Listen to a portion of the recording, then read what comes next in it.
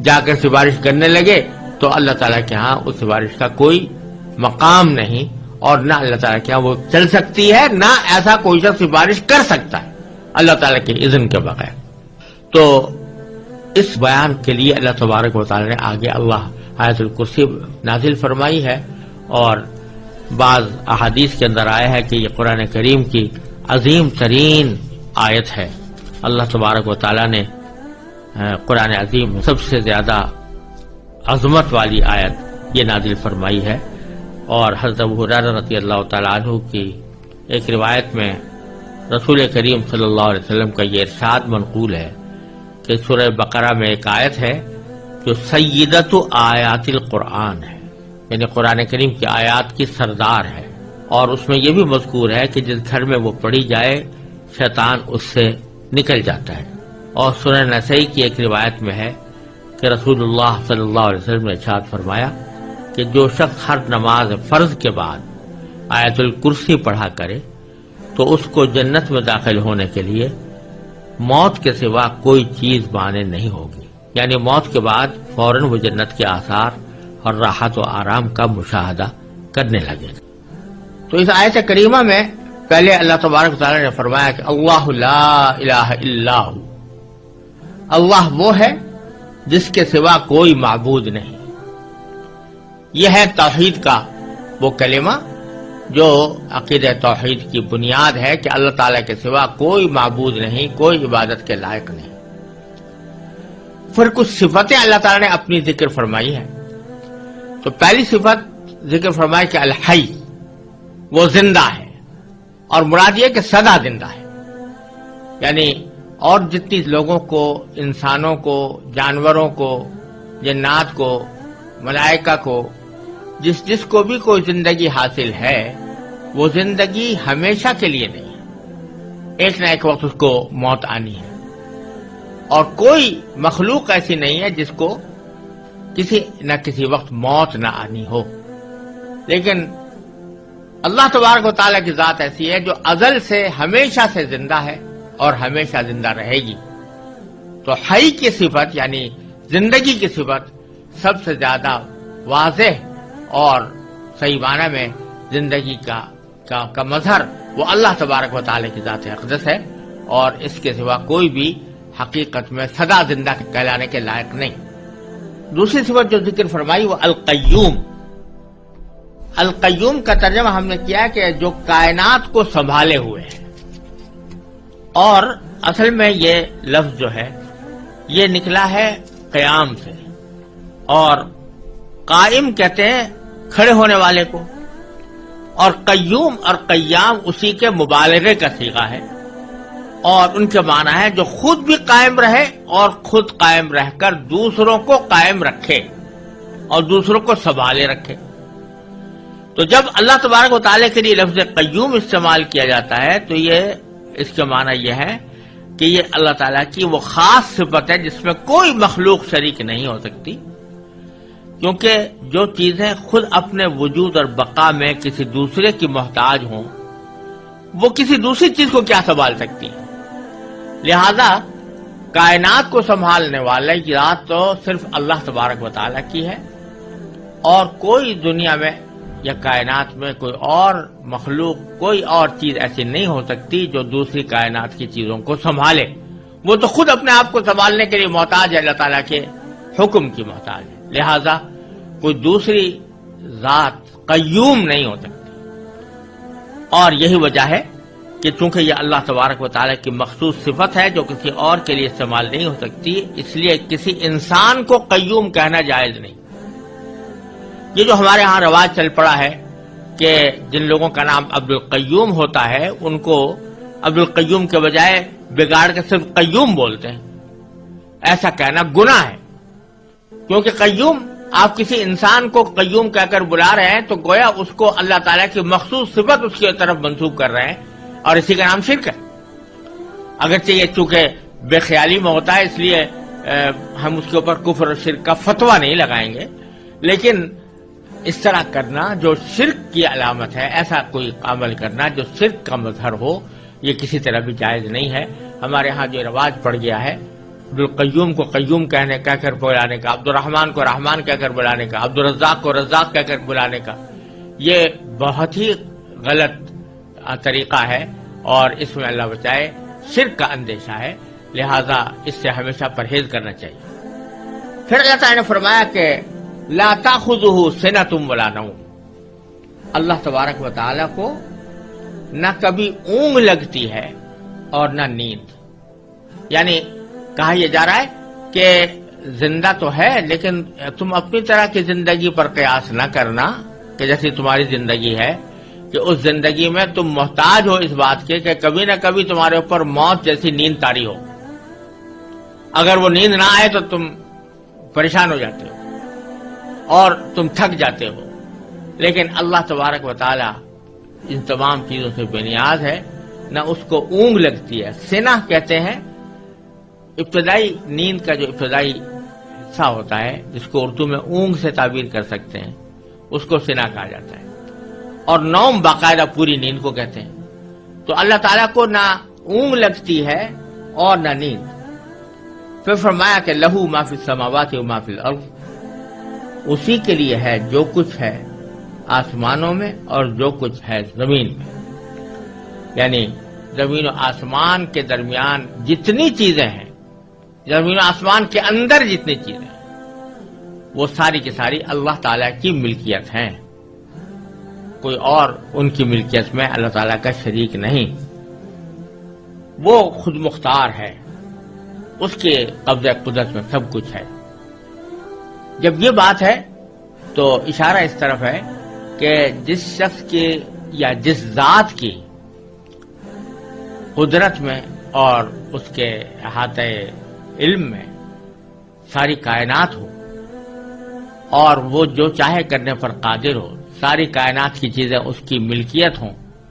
اس کو اپنا کاروبار خدائی چلانے کے لیے کسی شریک کی حاجت کیوں ہو؟ شریک کی حاجت تو اس کو ہوتی ہے کہ جو کسی نہ کسی جگہ حاجت مند ہوتا ہے، تو اپنی حاجت پوری کرنے کے لیے وہ کسی کی مدد چاہتا ہے۔ اللہ تبارک و تعالیٰ کو اس کی کوئی ضرورت نہیں، ساری کائنات اس کی ملکیت ہے۔ پھر فرمایا کہ من ذا الذی یشفع عندہ الا باذنہ، کون ہے جو اس کی اجازت کے بغیر اس کے حضور کسی کی سفارش کر سکے؟ یعنی جو عقیدہ تھا کافروں کا کہ یہ بت اور دیوتا یہ ہماری سفارش کریں گے اللہ تبارک و تعالیٰ کی بارگاہ میں، اس کی تردید ہو رہی ہے کہ اللہ تعالیٰ کے ہاں کوئی سفارش نہیں کر سکتا جب تک کہ اللہ ہی کی طرف سے اجازت نہ ہو۔ اللہ تبارک و تعالیٰ کی اجازت، یہ جو تمہارے دل میں تصور ہے کہ یہ دیوتا جو ہیں یہ خود اپنی مرضی سے اللہ تعالیٰ کے ہاں سفارش کر دیں گے اور اللہ تعالیٰ ان کی ناز برداری کرتے ہوئے ان کی سفارش قبول کر لیں گے، یہ خیال غلط ہے۔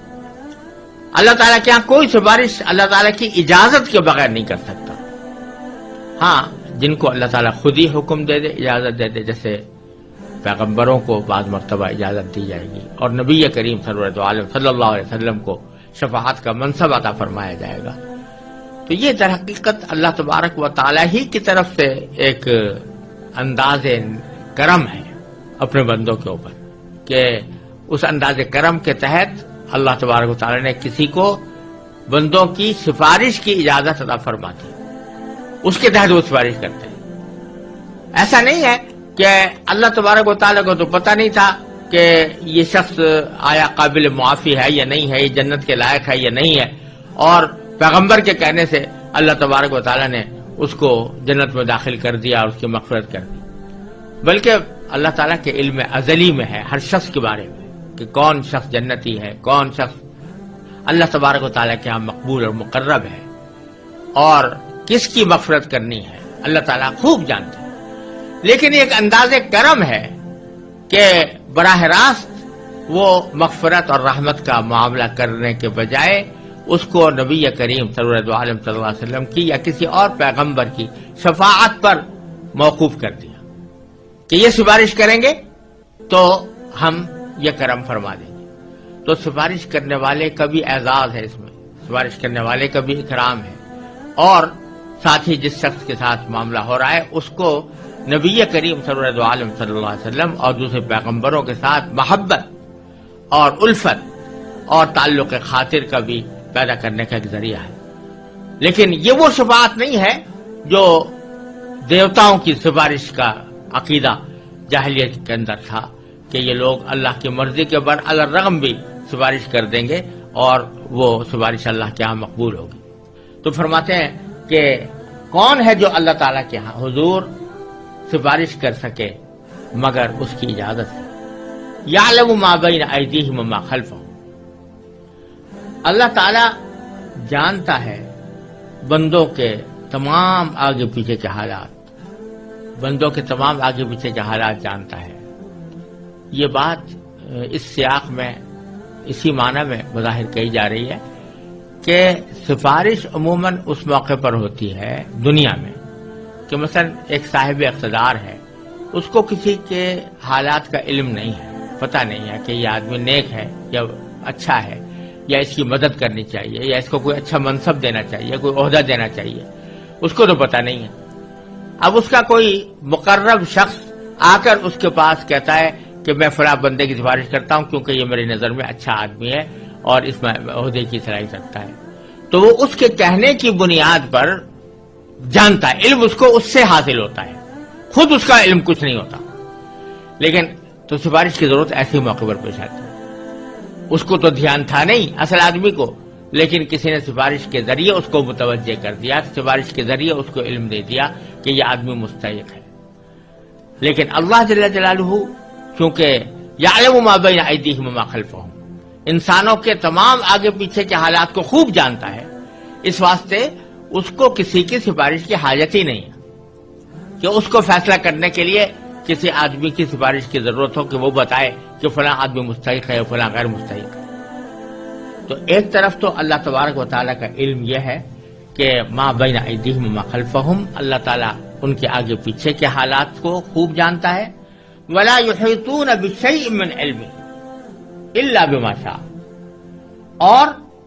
لوگ اس کے علم کی کوئی بات اپنے علم کے دائرے میں نہیں لا سکتے سوائے اس بات کے جسے وہ خود چاہے. یعنی ایک طرف اللہ تعالیٰ تو تمام مخلوقات کی ہر بات سے واقف ہے، لیکن کوئی مخلوق یا کوئی انسان یا جن اس بات کا دعویٰ نہیں کر سکتے کہ وہ اللہ تبارک و تعالیٰ کا جو علم ہے اس سے واقف ہے، بلکہ اللہ تعالیٰ کے علم کا کوئی احاطہ نہیں کر سکتا. ہاں البتہ جتنا علم اللہ تعالیٰ کسی کو دینا چاہتا ہے اتنا وہ عطا فرما دیتا ہے. تو اس سے ایک طرف اس بات کی نفی ہوئی کہ کوئی بھی مخلوق عبادت کے لائق نہیں ہے، ایک تو اس بات کی نفی ہوئی. دوسرے اس بات کی نفی ہوئی کہ بعض لوگ انسانوں کی طرف ایسے علم کی نسبت کر دیتے ہیں جو اللہ تعالیٰ کی خاص صفت ہے. علم غیب اللہ تعالیٰ کی خاص صفت ہے، اس کو انسانوں کی طرف منسوب کر دیتے ہیں. تو اللہ تعالیٰ فرماتے ہیں کہ یہ علم غیب کسی کو نہیں ہو سکتا، کوئی مخلوق اللہ تعالیٰ کے علم کا احاطہ نہیں کر سکتی الا بما شاء. ہاں جتنا اللہ تعالیٰ دینا چاہتا ہے وہ دے دیتا ہے. تو اپنے انبیاء کرام کو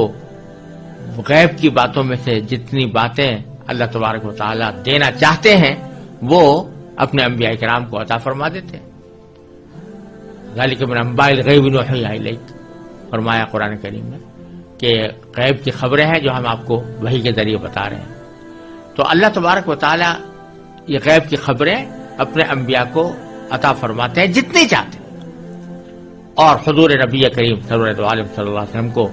ایسی بے شمار خبریں اللہ تعالیٰ نے عطا فرمائی،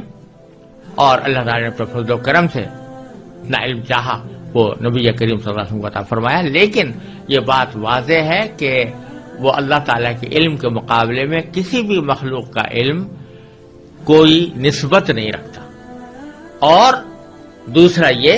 کہ اللہ تعالیٰ ہی جس کو چاہتا ہے جتنا چاہتا ہے علم عطا فرماتا ہے. کوئی شخص یا کوئی ذات یا کوئی مخلوق اپنے طور پر کوئی علم حاصل نہیں کر سکتا. پھر فرمایا وسع کرسیہ السماوات والارض، اللہ تعالیٰ کی کرسی آسمانوں اور زمین کو کی وسعت رکھتی ہے، یعنی سارے آسمان اور سارے زمین کو اس نے گھیرا ہوا ہے۔ یہ کرسی